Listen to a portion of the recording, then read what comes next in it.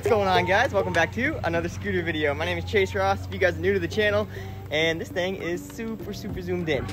There we go. Today I'm gonna be showing you guys some tips and tricks that you guys need to know. This is gonna help you guys become a lot better scooter riders. But before I get into today's video, let's go drive up to my local skate park and let that intro roll.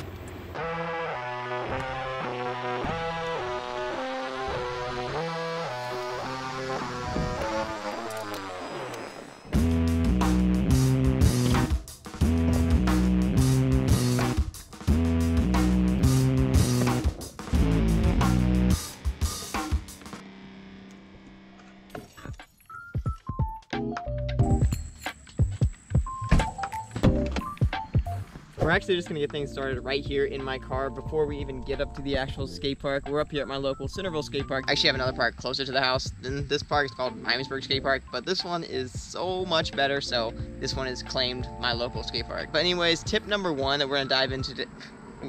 B, yo, yellow jacket. Oh, shoot. Get back. Okay, I think he's left. Anyways, tip number one. Pad up before you actually get up to the skate park. I can't even explain how many times I've been up to the skate park, don't pad up, and I get up there and I'm like, oh, I'll pad up in like 10 minutes once my session already starts and I get a little bit warmed up and hang out with some friends and stuff. Don't do that. Trust me, from my experience, and probably from a lot of your guys' experience, you will know if you get up to the skate park and you don't put your pads on, they are most likely not gonna make themselves onto your body. So, do yourself a favor and put your pads on right down here before you actually get up to the skate park. If you're at an indoor skate park, go find a bench or something, just chill on the bench for like 5 minutes, put your pads on, and then start your session. It's gonna make your session go a lot smoother from the very beginning. So I'm gonna put my pads on real quick, and then we'll dive into the next tips and tricks that you guys need to know. Now that I'm nice and padded up, I'm gonna go ahead and ride around the skate park a little bit, because it is like pretty much empty today. There are a couple of people here and there, but besides that, man, we're about to have a super legit session, and then we'll dive into the rest of the tips and tricks. Oh, that rail's a little sticky. Can we hold him, Manny? Oh, I should have had way more speed to get into this. Can we get the whip in? Can we get the whip in? Yes, we can. Nose, Manny. Oh, no, hit it. Dropped to hang 5. Pull there. Alright, let's get a opposite fuel. 270 bar. Let's see, what else we want to do in the street section before we mosey our way on to the actual, like, park section. I always laugh when I call this the street section because there's literally quarter pipes and, you know, banks inside here, and it's not really like a street section, but compared to the rest of the park, it's like the streetest that I'm gonna get, so that's why we just call it the street section here at Centerville Skate Park. Let's get a feeble to nose Manny, and then maybe get a whip in. Feeble, nose Manny. Oh, that's gonna take some time actually. Let me get line back up. Feeble, nose Manny. Ah, but where's the whip? We'll do a whiplash to make up for it, and then we'll try it one more time. All right, third try is the charm. Feeble, nosy.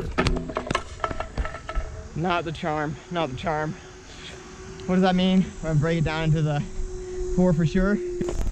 Feeble, nosy, whip to butt slide. See, guys, this is why we always throw the pads on before we actually start riding. Okay, let's stop messing around, let's get it. Feeble, nosy, whip. There we go. Tip number 2, we're gonna talk about what you guys want to do when you first get up to a skate park, or maybe it's like your first skate park day, or maybe it's like your first park you ever been to in your entire life.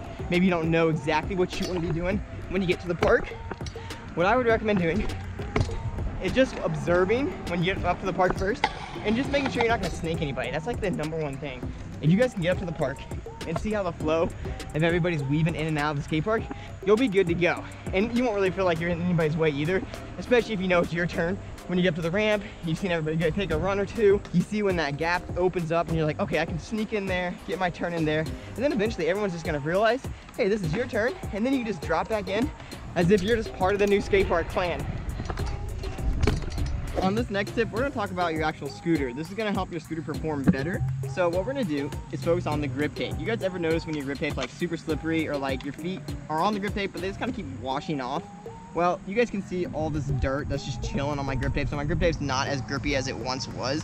What you guys can do is you guys can take an air compressor and just blow off that first layer of complete dust that just is sticking on. And then also, if you guys really want to go the extra step, you guys can take a little toothbrush and a little soap and water, scrub it up a little bit, blot it with some paper towels. I actually made a full video on how to do that. If you guys want to see that video, you can click the link in the upper right hand corner. But really, the air compressor works just perfect. Just air compress off the dirt on your grip tape. And when you guys are riding and you guys are actually doing like a lot of flick or whip tricks, you'll notice that extra little bit of grip has came back to your scooter, and you'll be so much better off, especially when you're doing any kind of like whip trick or like buttercup, something that involves the deck leaving your feet. It'll make it so much easier when you're actually on your scooter. Before I jump into the next tip, I want to real quick see if I can link that bowl and this bowl all on the same line. Now normally you guys know I can just jump the box like that, but I want to see if I can start in this bowl now and then loop it around and link it. So I'm thinking if I hit this pocket and then I loop this thing around, I might be able to shoot in an angle and hop. Yeah, like that. Although I landed a little flat. So I'm gonna try that again. See if we can pop a little higher, hit more into the actual pocket, and get the speed continuing going. So we're gonna take the same route as before, hit this pocket, loop it around, keep the speed going, and then pop it high. Yeah, I think that's pretty good. I'm satisfied with that. So let's go ahead and dive into the next tip. Oh golly, that was flat. All right, so up next on my list, I want to talk to you guys about making trick lists. Making a list of tricks that you guys can do before you get to the skate park is going to help you guys progress so much faster. The reason that trick lists help is because when you're up at the skate park and you stall out on tricks that you want to do, you can look back at your trick list and be like, yo, that is something I've been trying to do for a while, and why not today? Pretty much. It helps a lot. I used to do them all the time when I was younger, especially when I was trying to do new tricks, like something like, for example, when I was trying to add an extra whip into my buttercup or gap a certain gap at the park that I haven't yet hit. Making that trick list would just really help. If I can find a screenshot of one of my old trick lists, I'll try just to add it in the video so you guys can get an idea of what I used to do when I was a little bit younger. We're trying to progress every single day. So get this, oh, I technically got it, but I kind of like nose manualed into the actual down part. I was trying to do the nose pivot before I got to the actual bank. Let's now talk about pre-gaming. And no, I'm not talking about getting drunk before a party or something stupid like that. I'm talking about what you want to do before you actually get to the skate park. You want to pre-game with as many bananas and water as you can. Having that little bit of extra water to like kind of absorb into your body while you're sweating a bunch at the skate park is really going to help you be able to do longer runs and overall just help you when you're just pushing yourself to new levels as well. You guys might think the banana thing's a little silly, but I have talked about this in many other videos. We eat bananas because it gives us a lot of potassium, helps our body from cramping up, especially when we're doing really long runs, kind of like the one I'm doing right now, where I'm just going non-stop the entire time. Having that little bit of extra potassium in our body helps alleviate those cramps that get, you know, built up just from the lactic acid in your arms or legs. Really, my legs are the ones that affect me the most.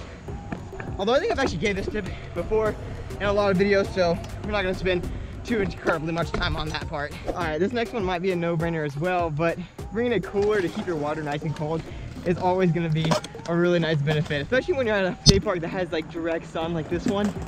Not a lot of shade. Really, the only shade is that canopy over there and the trees over there that are like far away from the skate park. So if you guys are trying to stay cool at the skate park, pack a cooler, pack an ice pack, and maybe pack yourself a little snack.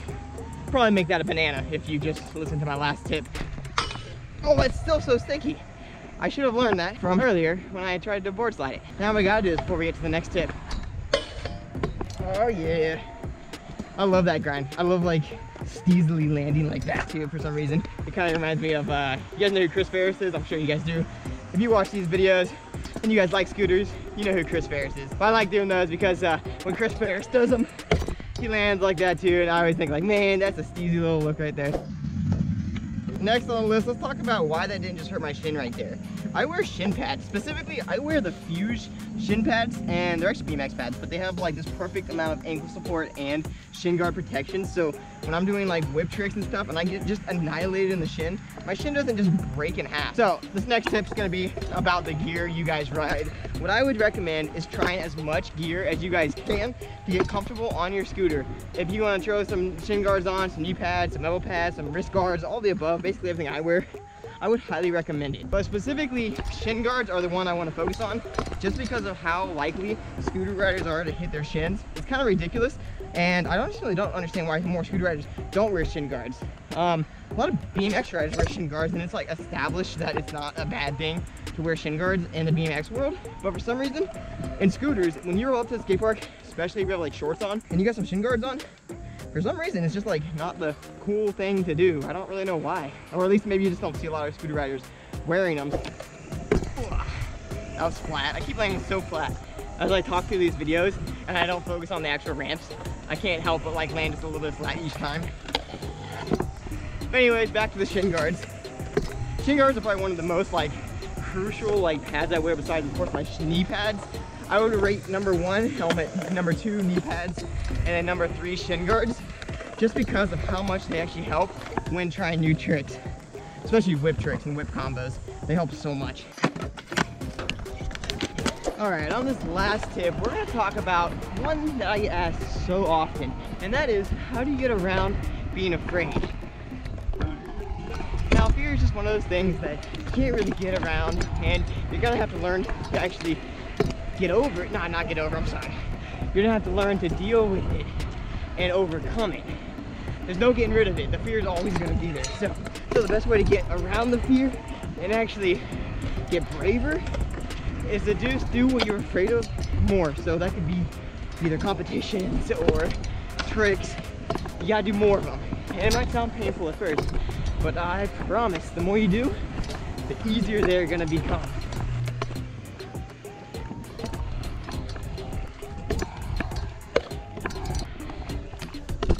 Now, specifically talking about tricks like that 540 flare I did over there on that bowl. That was a really scary trick, and there's not really ever getting around the scariness of it and the fact that you could like literally hit your head on the coping, you could miss the flip, or you could under rotate and just land completely upside down. So there's no getting away from doing that. But the way to get a little bit braver is to just do it as much as possible. So for example, what I did to warm up to get to the 540 flare was I did a flare as a warm up to make sure I wasn't gonna just die or like the flares weren't feeling completely off. After I did the flare, I went straight into the 540 flare. I already know I have them unlocked, so I didn't really have to worry about falling on it. So that's one thing I have under my belt that's like, hey, at least I know I'm not gonna die on this trick, because I've done it many times before. But the only way to get to that point is to do it many times before. If you guys are trying a trick for the first time and you're like really sweating it, like for example when I did my double flare, that was the scariest scared I've ever been, and I was like shaking, like my literal legs were actually shaking before I did the double flare. The way I got over it was, first off, there was a foam pit, Daniel Dares. Tried it a bunch of times into there to make sure I was good to go. But you can't really ever shake those nervous vibes, especially when it's something new, because you just don't know. That's the fears. You don't know what is on the other side of what you're trying. So the way to level yourself up to be able to get over that little hump and become braver to do it is to just work towards it slowly until you just do it. So for example, when I did that double flare, practiced the foam pit, finally got myself worked up to doing it onto the resi, did the first time, and you know, I landed on my butt. But that was not a bad thing. I still got myself to actually do the double flare and get the rotation around. After that, it was just doing it over and over again until I could get my muscle memory ready to go to do the trick. But then when it comes to like competitions and things, and you're like really afraid to like, you know, make a fool of yourself and oh gosh, mess up the trick, you know, during the competition, just like I just did, you gotta get over that fear, because you can't become a master without being a fool first. So that means making a fool of yourself at competitions, getting wrecked a couple times, and you know, doing it over and over again until you become a professional at it. Okay, I've been going like non-stop for the past 30 minutes. I'm gonna chill for a second. Getting the sweat going on, that's for sure. I'm not gonna lie, it's pretty difficult keeping a straight conversation, trying to focus your thoughts while focusing on the tricks you're doing, especially when, you know, I'm doing tricks like flares or 540 flares over there and buttercups and stuff, them things that I need to make sure I'm fully aware of while I'm doing them. Difficult to have a conversation with you guys while doing that. I don't know how a lot of like the pro riders do that. Like Rain Warren's really good at that, and Roman's another great one that's good at that. I'm gonna try to progress on my skills while talking, while riding. I kind of like editing it like that. It's kind of fun to like edit the videos and then like have me voicing over, but it's not really voicing over because I'm literally talking to you guys while I'm riding. So if you guys like this editing style, comment down below and let me know, and maybe I'll make more videos like this in the future. But hopefully there's a couple tips in there that you guys have never heard of before, or maybe a couple tips in there that you're gonna start implementing into your guys' daily riding habits. To recap, not in any specific order, the tips that we covered today were bringing a cooler to the skate park, rolling up to the skate park, and making sure you know the flow of the skate park so you don't snake anybody, and also you don't get injured. What to do when you're fearful, probably the biggest one right there. How to clean your grip tape, eating bananas, and staying hydrated. Oh, and I forgot writing down trick list. That's a huge one. Having that trick list on there so you guys can be able to check mark off a trick and feel that accomplishment when you guys land your tricks. That way you can always be working towards the next goal. I think that's pretty much everything. But if there are a couple tips that you guys have that I did not mention in today's video, comment it down below and share your knowledge with everybody else. That's gonna do it for today's video, guys. Hope you guys liked it. If you did, give me a big old thumbs up. And if you guys are not yet subscribed to my channel, subscribe so you guys don't miss out on the next one. Until then, catch you guys in the next one. Later.